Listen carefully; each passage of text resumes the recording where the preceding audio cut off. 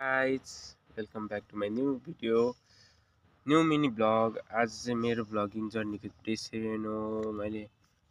आज मैले के गरेँ भने बिहान उठेर कलेज गएर आएपछि पसल खोले दिनभरि पसलको काम गरेँ। अनि बेलुका पसल बन्द गरेपछि एकछिन जिम गएँ हैन। जिम गएर आएपछि साथीसँग यसो भोक लागिरहेको थियो, खाजा खान भनेर गएँ। मैले र साथीले मोमो खाएर आयो।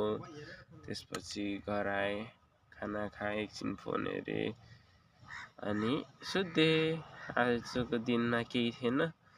आज अलिअलि बोरिङ थियो दिन अहिले बोरिङ नै थियो। त्यही पनि केही छैन, बिस्तारै अरू राम्रो कन्टेन्ट आउँछ। आज दिन अलि बोरिङ भएर अलि केही गरिएन। पसलमा नि मान्छेहरू छैन अहिले, दिनभरि बसेको हैन है।